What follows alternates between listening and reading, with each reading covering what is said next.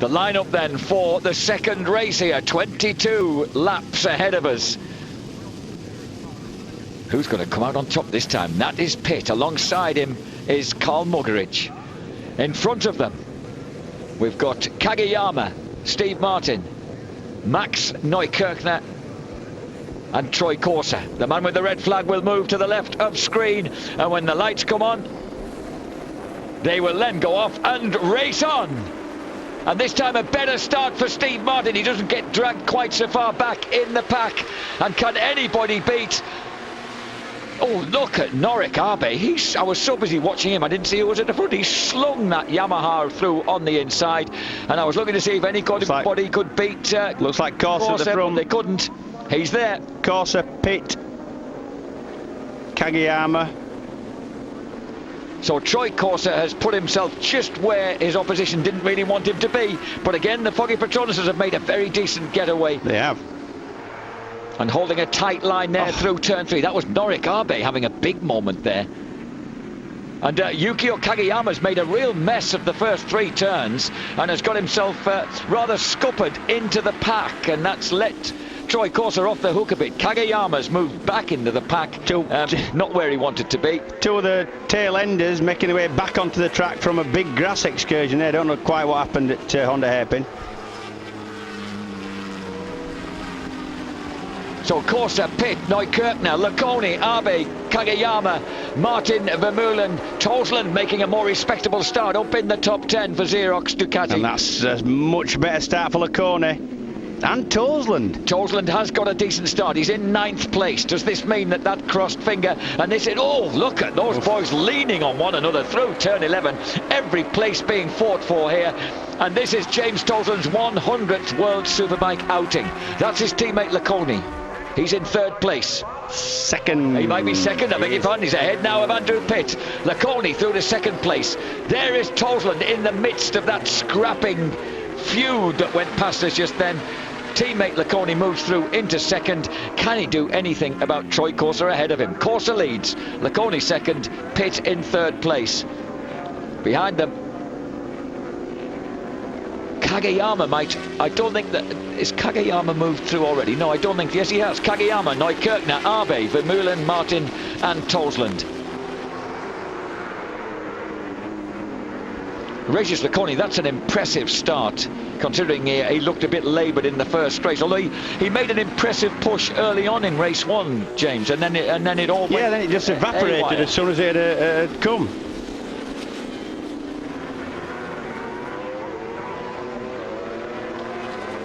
There is Yukio Kageyama. He's ahead of Chris Vermeulen, and Vermeulen flees inside Abe, but Abe closes the door on him. Such an hard place to pass there. Wow. And just behind those 2, James Tosland, right behind them, watching the antics ahead of him. And Neukirchner rather impressively. Oh, there's been a coming together there. There's a Patoki Kawasaki down. I think that's Ivan Clementi. Is that Clementi? And one of the Yamaha by the look of it. It's Clementi on the left. They can identify the same one as us, but the one that's been crucified and has no apparent number plate on it is gone. Troy Corser, double race winner, 1999. Could he be repeating that dose again in 2005? He completes his 2nd lap on the Alstara Corona Suzuki. Behind him, Xerox Ducati's Regis Laconi, followed by Yamaha Italia's Andrew Pitt. And behind them, the battle on between Neukirchner and Kageyama. So the Claffey Honda of Neukirchner putting in an impressive early performance here. Yeah, the other crasher was Visiello, I think, who'd crashed with Clementi. And here is Troy Corser dipping into the right-hander at Honda corner. He's already in the lead, set the fastest lap.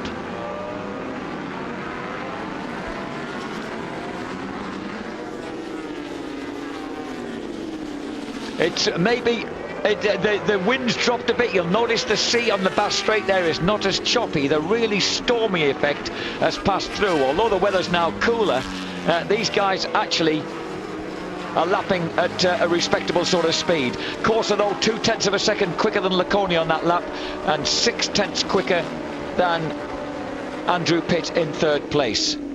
So already with a 1.349 second advantage as we watch Neukirchner dipping through MG corner, and behind him he's got both the Honda, they're both the Japanese riders now, Kageyama and Norik Abe. Abe's pretty good, he holds some pretty tight lines, doesn't he? He does, yeah, he does, and he seems to always race better than what he practices. Probably a good way around to have it, rather like you did yourself, Jeff. Yeah, I used to enjoy racing more.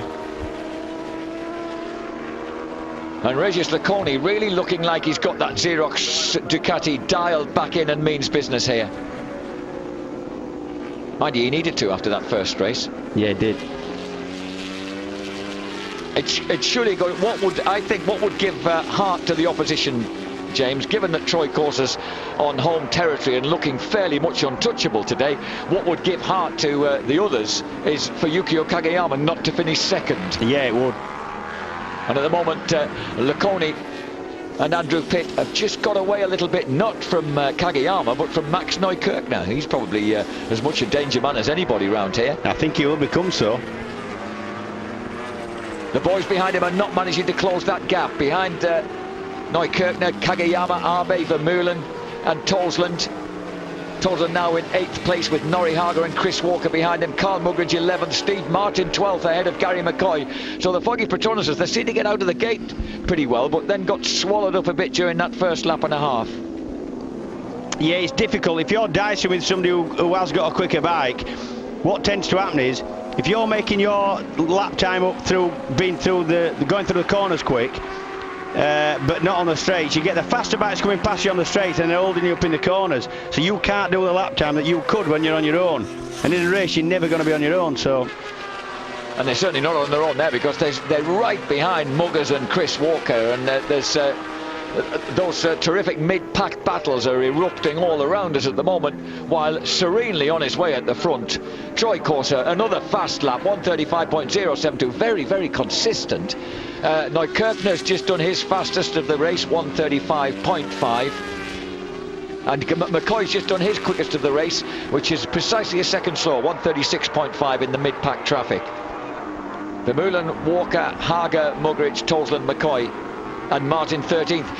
Chris Walker, some sterling work going on from him. Look at the little devil, absolutely snarling underneath Norrie Hager. Hager gets pushed wide, and Stalker and Tosland both dive through together. Yes, I would have thought Stalker would have extra motivation knowing that it's another Brit right behind him, actually. Especially his mate Tosland. Yeah. And James now is right in there behind him, but Norrie Hager not looking that stable, just sort of suffering a few unwanted flicks and snakes as he passes through the hay shed. Yes, stable is definitely an adjective that you would associate readily with Norrie Hager. And that's up 140 miles an hour through the hay shed, yeah, so you don't want to have anything going. No. Fast corner. Troy Corser howls onto the finishing straight. Well, he's certainly been keeping the legion of Australian fans happy here. Laps to go 17. And here's the bunch creaming it down the straight. And there is Norik Abe going head-to-head with Yukio Kageyama, and just ahead of them Chris Vermeulen. So Vermeulen, who never had any respite during the first race, is certainly not going to get any now. But he said if he could get away with the Suzukis, he had their pace. Well, at the moment he's proving he's got the pace to match Yukio Kageyama. But look at Chris Walker, Stalker on that PSG1 ZX10 Kawasaki. He's breaking away a little bit from Tosland, and he's really putting a lot of effort into closing the gap on these three. He is. He's actually lapping quicker than the three in front of him. Tremendous ride then from Walker, and once again a moment there that made number 71 Yukio Kageyama sit up. Oh, this is great racing. Look at these guys. Just Vermeulen has just never has the wheels in line. If you Mugridge is down. Yep. Or is he down or simply out? Has there been a coming together? Down. That looks like a Tosland. Tosland has gone out. Just when it looked like he'd got himself a respectable position in a race, James Tosland is out of the race, and we didn't see why. It looks like it could have been a coming together with Muggeridge. Muggers was in the mix right behind him with Nori Haga in front of the FP1 Foggy Patronus bikes. So that's a bit of a severe loss to proceedings. Both Muggeridge and Toseland going out at the same time. And now Walker's actually got a little bit of empty track to himself as once again Kageyama attacks Norik Abe down the main straight. And I think just tucked underneath him as the cameraman picks up Vermeulen.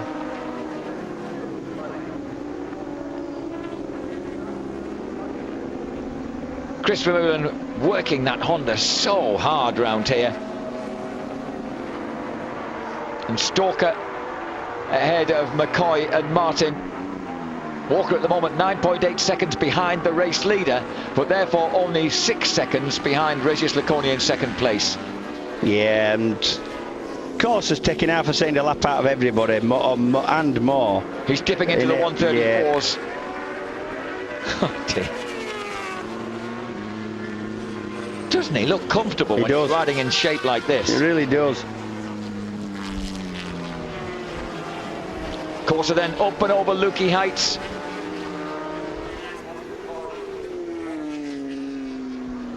Steve Martin now in 10th, Haga 11th, Sanchini, Nieto, Alicio Carradi and Marco Bocciani rounding out the top 15. And the loss of James Toseland and Carl Muggeridge, of course, has quietened that midfield slightly. Not behind not these three, but the group just behind, which is now Stalker leading the two Australians on the FP1s. And Neukirchner right behind Pitt. So Andrew Pitt on the Team Italia R1 has a Honda for company, and this is one of the and their Honda is already through. As they went past us, he nailed it down, just pulled out of the draft, outbraked Pitt into the first turn. Comfortable as you like. Max Neukirchner, well, he's looking for his first podium after his first race ride. Who could deny it him, really? Muggers not looking very happy about things at all. It's always great, he says, to be racing in front of your family and friends on home territory. Not a sort of thing that Australians only get the chance once a year, don't they? Yeah, but everybody, well, Brits get probably 2 chances a year, Italians a couple of chances, but I mean, a lot of people don't get any chance at all. That's true, very true, James. I was thinking that in Europe at least, people can travel a little more. Yeah, they can. Yeah. Neukirchner. He's in third place behind Corser and Laconi, ahead of Andrew Pitt. He has a sort of Darth Vader look about him, Neukirchner, with that complete absence of any visible sort of sponsorship on the bike, really. Yeah. Very clean-cut silver appearance. And a really plain silver helmet as well. Yeah. In complete contrast, the highly decorated, always been one of the best-looking teams and motorcycles around, the livery and everything, the All-Star Corona Suzukis. He comes round to complete, I think, complete 8 laps for Troy Corser. 135.447. So he's just sort of relented the pace slightly. That time he was just 0.2 of a second quicker than Regis Laconi, who's just 3.5 seconds back in second place. And he in turn 0.2 of a second quicker than Max Neukirchner in third place. And fastest lap of the race there for Kageyama. Yukio Kageyama in sixth place, 135.7. Just a little quicker than those around him as he tries to get the better of Vermeulen and Abe. He's actually the Suzuki filling at the moment in that sandwich. And the Xerox Ducati working so hard. This man, Regis Laconi, using every inch of track. And he probably knows that Neukirchner is in pursuit. And Neukirchner is lapping, well, he was actually just that couple of tenths slower on the previous lap. But I should think once he gets a hint of the fact that he's closing the gap on Regis Laconi, doesn't look like the young German is any respecter of reputations. No, I would suspect not. And you've got to admire Laconi. He's things aren't going his way this season, and particularly this meeting, but he's digging in. He's not giving up. He's still third in the championship. Yep. In all points are vital points. Yep. Chris Vermeulen leads this howling trio round onto the main straight on the Tenkate Honda. And behind him, Kageyama and Norik Abe. Beautiful sight as they head out apparently into the ocean over the crest and drop down into Duans, the first turn here at Phillip Island. And I just wonder if they're beginning to close the gap slightly on the guys in front of them. And would you believe, fastest laps of the race so far for Vermeulen, for Kageyama, Abe and Stalker. All of them right there in the mid-35s. Yeah, it sounds a bit confusing, that, Jack. It's their quickest lap of the race. Sorry, their quick. I meant the quickest lap of their race. I thought I'd said that actually. Corser already has put his dipped into the 34s. Indeed, but these guys, what they're doing is their pace is just carrying them towards Neukirchner and Pitt a little at the moment. Yep. And of course Vermeulen, he'll be, you know, he was obviously a bit dismayed at how he'd had to fight so hard for third place and come for so long from so far back, and he knows he's having to do that all over again this time around. And he's got company. Yeah, it's going to be another one that he's going to have to work for. There are certain simple crash helmets, and that one of Yukio Kageyama's is a brilliant example. It is. It just looked great on the screen. Yeah, it reminds me of a Ford GT40. You know, the two whites. Yes. Was it British American Racing, the original colours? Something like that. Yeah. And he's got a very, very wide line through into turn 12. They go onto the straight as race leader Troy Corser drops off it and into turn 1. So Troy-san, as he's kindly referred to by Yukio Kageyama, the danger man before this event, proving very much to be the danger man during the course of it. Comes out of the southern loop. That is such a dramatic 140 mile an hour dive downhill. I can't imagine what it felt like for Frankie Killy when he came off going down there. Well, don't ask Carl, because when he fell off going down there, he didn't remember anything about it. Actually, I could ask James Tolsman, because James was just behind Killy when Killy went down going down there. And Tolsman, we don't know what the story was there between him and Muggers, but the two of them seem to have had some coming together rather than going down separately. And just after Siberia, where James Toseland has bitten the deck before now.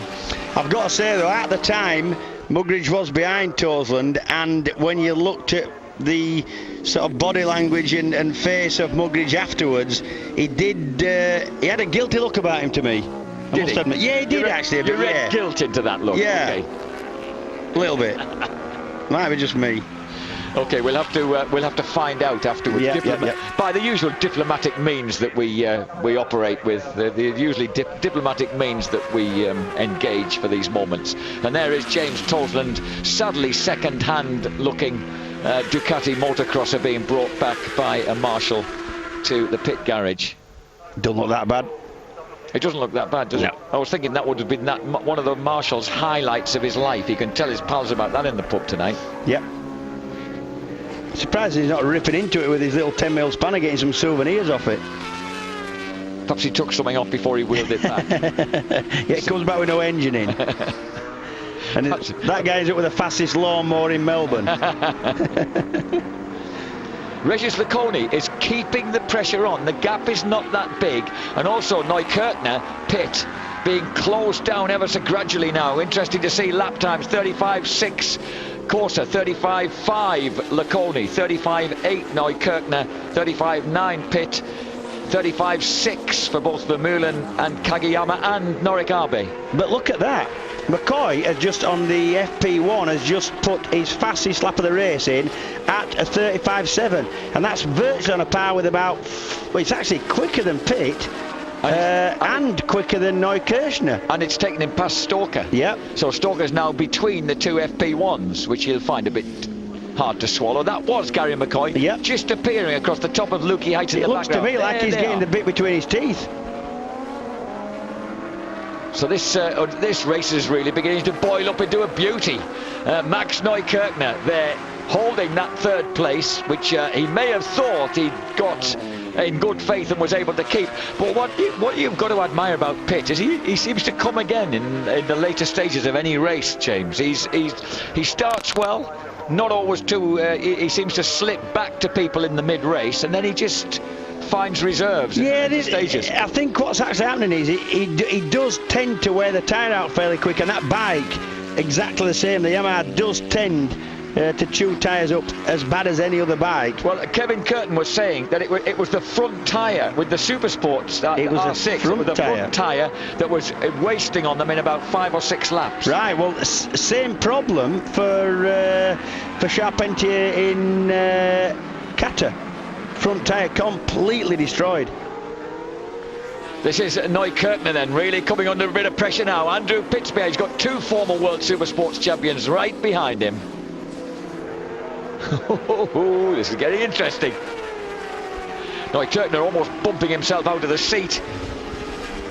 Is Phillip Island particularly bumpy circuit? No, it's been resurfaced actually about probably about 2000. It went from being quite a bumpy Ripley circuit to being fairly smooth. What it's like now, tracks change all the time, circuits do change depending on who races there and all the rest of it. But at the minute it's quite smooth. Neukirchner then, still there in 3rd place. But look at that gravy train behind him. There's a lot of pressure coming on to the young German shoulders. It's going to be interesting to see how he deals with this. He looked good when he was attacking from behind, of course, when he was really having a go at Chris Vermeulen in the first race. And I think we've got rain coming down that side of the track. It suddenly started pouring down. Absolutely. Just when we thought that we were going to get away with it. After all the changes of weather that we've had from that heavy rain this morning, the red flag is out. And here it comes. That's down the far end of the circuit. Wow. So as if the wild wind wasn't enough. Oh, is that Pitty down? It is. I'm not sure when. No, it isn't. No, it's not. It isn't. It's not. Too much white on the leathers. If someone does slip off at this stage, is he allowed to restart if there's a restart? Yes, I believe he is, because we'll go back a lap. There's 9 laps remaining. Are we in for another sprint? 9 laps remaining of 22. Have we 22. Have we done over a third? We have. Over two thirds. No, if we've done over a third. Oh, that's. It could have. It could have been Pitt. I thought that if you do 2/3 distance, it can be a result. But if it's between, it is Pitt, isn't it? It looks like Andrew, yes. Yeah. And that's the wet, and he looks sore. And he was already sore as well. That is so unlucky because, you know, it's easy done. You're on a dry part of the circuit, there's plenty of grip. You suddenly, you know, anything up to sort of 150 miles an hour, head to, you know, suddenly hit a part of the track that's wet, and there just isn't any grip with the slicks. They don't cut through the water. Bit of standing water, bang, down you go. Well, I would say with 9 laps left, that means they'd got. Stalker pushing back. Stalker's in trouble. Oh, it's horrible. And the poor lad's out there all on his own, pushing a bike that doesn't want to work. But what he will have is plenty of time, because there's nothing can happen for a little while now. They've got to have a complete restart of the second part of this race.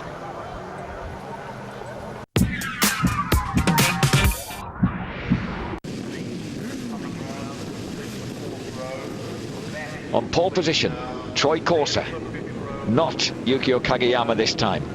Alongside him, Regis Laconi, Max Neukirchner in the same place as he was. And what they've got to do and Andrew Pitt. Try and stop them spinning. Once they get spinning, and the paint where the numbers are on the grid are really slippy, once they get spinning, you go backwards. And Pitt spun. See, Pitt's just spun away from the line and went backwards. And he disappeared into the pack then. His usual fast start didn't materialise. Looks like Kageyama at the front. And Neukirchner, I think.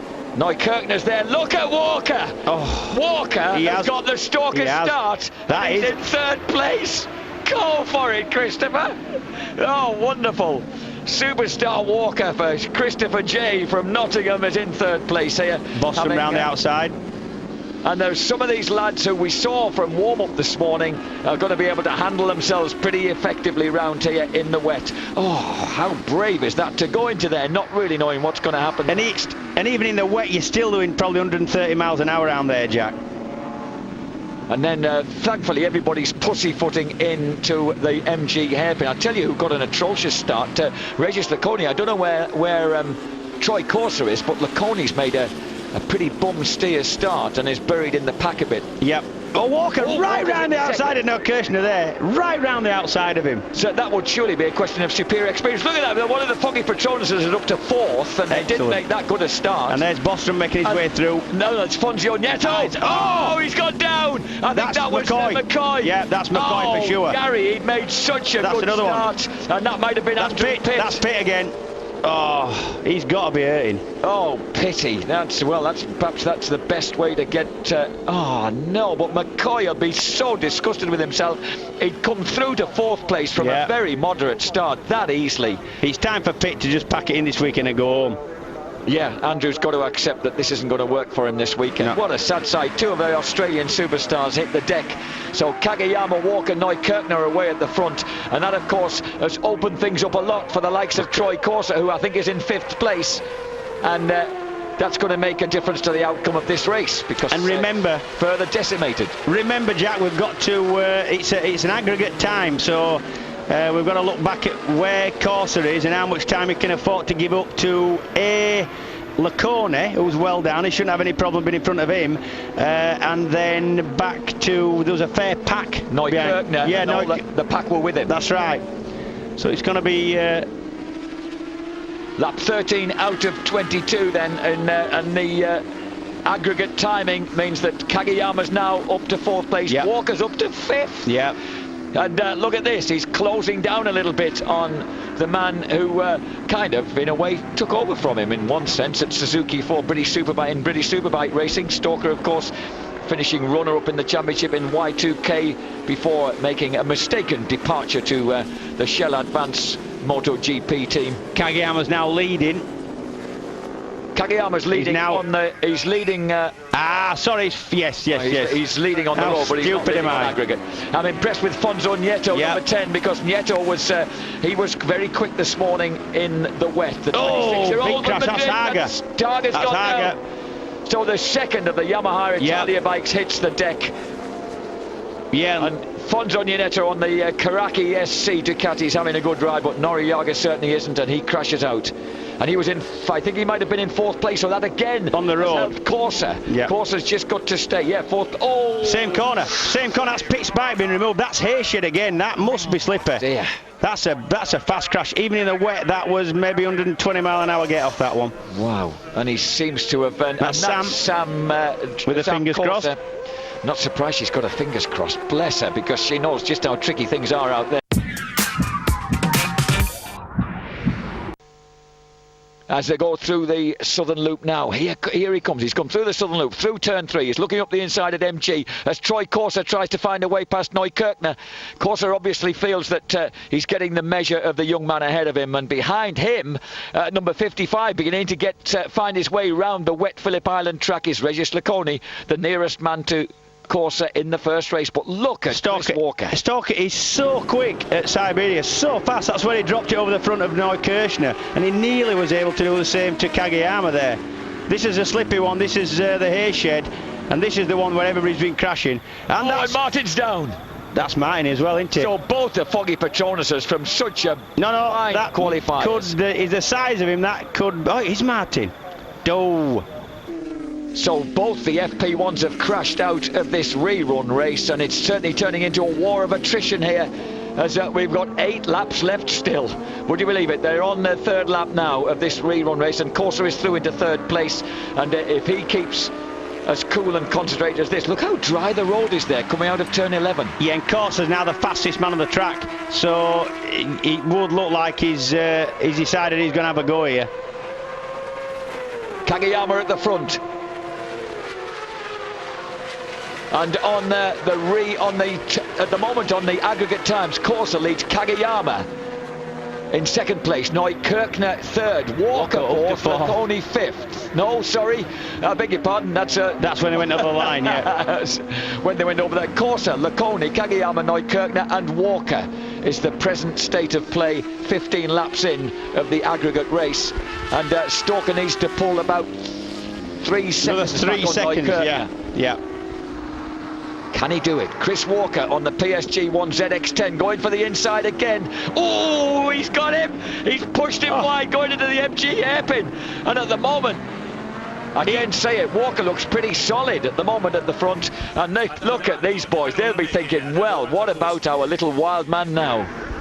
Wild child. The terrible child, he calls him. The terrible child. Well, the terrible child's at the front. And the two Alstara Corona Suzuki's are running second and third on the road, but the leader, but they're actually first. Oh, that's the place! That's the place! No! Oh, Christopher, you'd seen other guys go down there. You can't believe he's done it himself. There's something that as soon as you get wide there, Jack, the same corner. That's the fourth or fifth person to crash on that corner.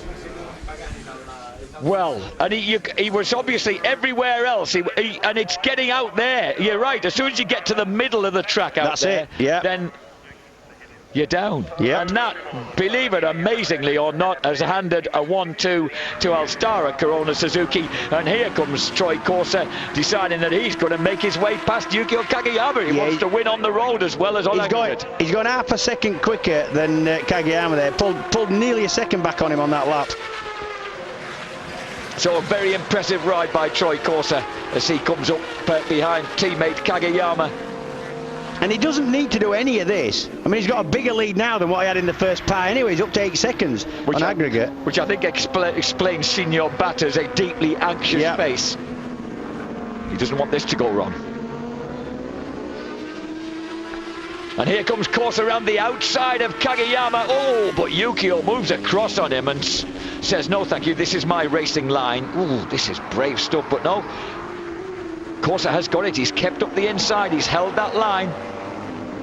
And to a distant roar from the spectators, Troy Corser is back into the lead on the road as well as on aggregate. Wow, this is a fine ride by Corser. I've never seen him so inspired. I never have, because he's actually not known as, I mean, he's a brilliant rider in all conditions, but he's not especially known as a wet weatherman. Kageyama now pushed back into second place on aggregate. Corser leads by 8.4 seconds from Laconi.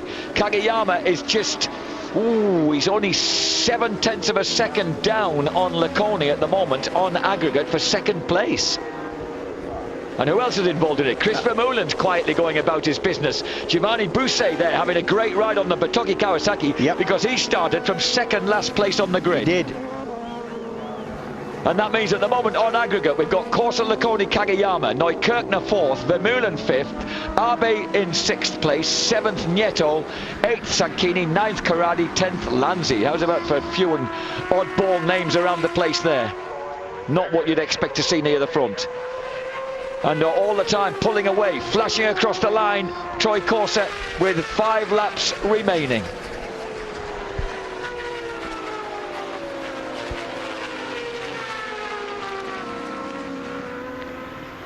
Troy Corser in the lead. He now has a 10.3 second advantage over Kageyama. Kageyama has moved second on aggregate, ahead of Regis Laconi.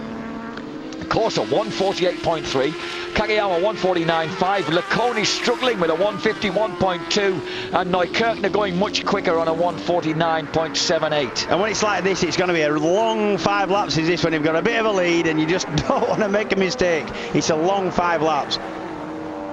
And here's the battle going on behind. There is number 55, Regis Laconi, but he's now back into the jaws of Giovanni Busset and Chris Vermeulen. Vermeulen's he may be riding very cautiously here, but he's obviously concerned about not putting a foot wrong and getting some points out of this. Yep. And this, in these conditions, when it's as slippy as it obviously is, you cannot put one foot wrong. You can't touch a white line. You've got to keep away from the places you know are slippy because you've seen people get off there, and you've just got to, there's so much information that you've got to take in and use. It's you get, although it's not as physical, you're more tired after a race like this because you've concentrated so hard for so long and known you can't make a mistake. It is quite demanding. Oh, there is number 55, Regis Laconi's down. He's gone off at the top of Lukey Heights. And he ain't starting that again. Lukey Heights, and Nadex Tardozzi was looking anxious, wasn't he, before that ever happened? He can't start it. The bike won't start. They've got to cut out They've got a cutout device. So why do you try? Is that because the adrenaline's flowing so hard and you desperately want... Oh, here he goes, look. Oh, that looked awful. Oh, bless him, he nearly hung on to it. He did hang on to it. That was brave. That was real Bronco style. Let go of that bike. You're just asking to get you... When you know you're not going to actually get back on it, get away from it, because you're just begging to have... And he's got going again.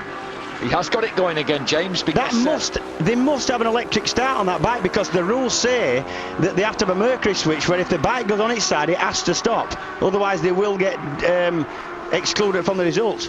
So at the moment then, it could be that he'll salvage some points, and boy, he desperately needs to stop these boys running away with the championship after 2 races.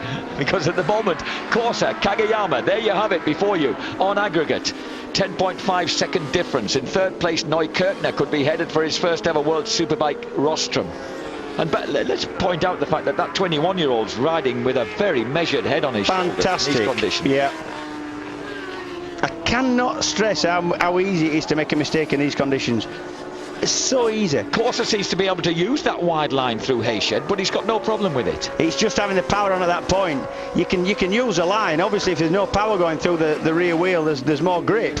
As soon as you try and put the power on there, that's where 4 or 5 good top riders who know what they're doing in the wet have been flicked off. And you can see how dry, the dry patches that have appeared, some parts of it, in turn 11 is completely dry. It looks dry. It's difficult to tell. It actually does look dry there. That's where the wind's coming. So that makes sense. Amazing, because there's dry patches as you go down Lukey Heights and into MG. So number 11, as we come back onto the wet in front of us here along the half-mile straight, the spray coming up from Troy Corser's rear wheel. And Yukio Kageyama's sitting there with him. He was actually... almost matched his speed on that lap, just a couple of tenths different. Neukirchner, Vermeulen now 4th ahead of Regis Laconi. Vermeulen, of course, 4th ahead of Regis Laconi after Laconi's fall. And Laconi still has aggregate points for 5th place after remounting ahead of Noric Abe, Fonzo Nieto, you see, Corradi and Sanchini. I don't get that, Jack, because they have to have this switch that stops the engine, and if they don't have a starter motor, which I don't think they do on the Ducatis, otherwise why would they have those starting engine devices? How did they get it going? I thought they did have starter motors on them now. I may be wrong. Okay.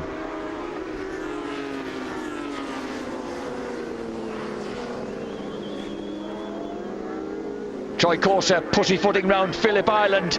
Could he be headed for a double victory here? He'd become... well, I was going to say the 5th rider. It'll be the 5th time anyone's scored a double, and one of them, of course, previously was himself. Anthony Gobert did it in 1996. Corser himself did it in 1999. Troy Bayliss 2002, Neil Hodgson 2003. This is Fonzo Nieto on the Karaki Ducati, heading for giving them their first respectable result of World Superbike so far.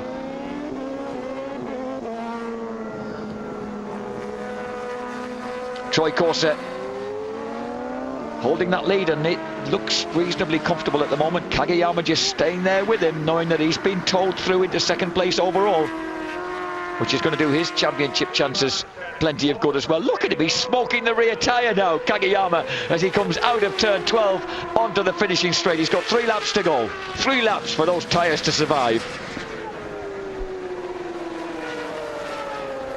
And not to put a foot wrong.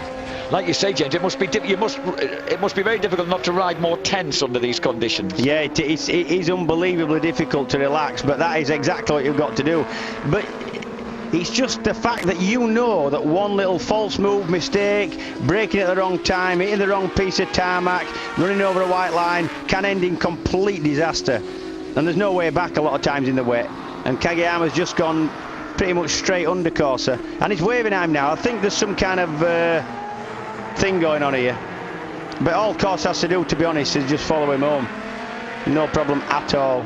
Well, I've suffered a seizure of my timing page, so I'm looking at what you've got on screen now, with Vermeulen 4th, Nieto, Corradi, Abe now down to 7th, Busse up to 8th. He's moved up 2 places in the last lap. So Giovanni Busse, who, remember, moved through at the A1 ring on a wild card ride for Alpha Technic in 1999. He moved past Troy Corser, Aaron Slight and Carl Fogarty. He held 2nd place behind Frankie Kelly as they went into the last lap, and then had the bike run out of juice. Yeah.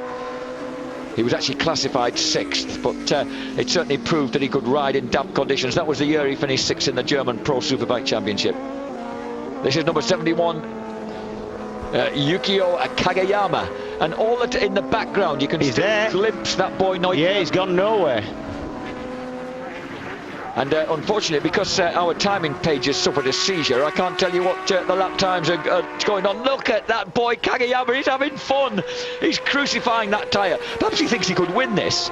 If he could open up enough of a gap, it could happen. I know it's unlikely, but if he were to just tear away and open up more than 10 seconds, he'd win the race on aggregate. Well, he's actually pulled about 3 or 4 seconds that lap. I reckon, all those timing screens gone, I reckon he's probably got 7 seconds to go there.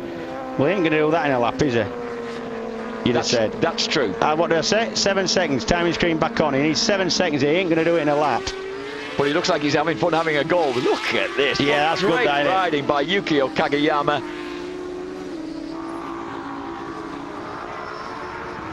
Never actually became a champion in Japan. Finished as high as 3rd in '97 in the All Japan 250cc Grand Prix Road Race Series. Neukirchner, while all about him have spilled, how impressive is this youth? Do they race a lot in the rain in Saxony, do you think? I don't know. Because he's certainly... It's not about that. I remember Americans coming to Britain having never raced in the wet, but they were good at it. It's about experience, but sometimes it's just about having a bit of feel and being a bit brave and, don't know, relishing in it sometimes, you know. Which at the moment, Kageyama, although he's not getting away from Corser any longer, is certainly relishing what he's doing. He is, yeah, would appear to be relishing this. Listen to them dropping that, a beautiful noise as they sing their way down into MG. Yeah. And then he was really short shifting round turn 11 then, wasn't he? Yeah, they do. You short shift there even in the... Because once you get into the corner, you're that lent over to the left, you can't change gear, so you've got to get into the right gear before you tip in. But it's more pronounced in the... Ugh. And Yukio Kageyama, he may not be winning the race overall, but he's having fun at the front. He takes an apparent race victory, but it's Troy Corser who's won the overall and the double. Neukirchner will take his position on will take his place on the rostrum. At last, he deserves that. Chris Vermeulen will get 4th place, I think, on aggregate, and I thought so because I could see him in the background. The amazing Giovanni Busse will finish 5th. Unbelievable. On Batoki Kawasaki from 19th place after the first part of the race. What a ride. Oh dear me, so everything going off here, and Yukio Kageyama wanted to at least get the checkered flag first, even if it didn't mean he'd won the race on aggregate, just to enjoy the experience. Marvellous. And oh, hang on now, Giovanni Busse, no, we've got things have rejigged in front of us now. It's sorting itself out, the overall sorting itself out on a timing screen, and it's Fonzo Nieto who gets that 5th place for Ducati, ahead of Alessio Carradi, Busse 7th, Andrew Stroud 8th, Regis Laconi not up yet. Not up yet. Will Regis Laconi, is he going to salvage some points or not?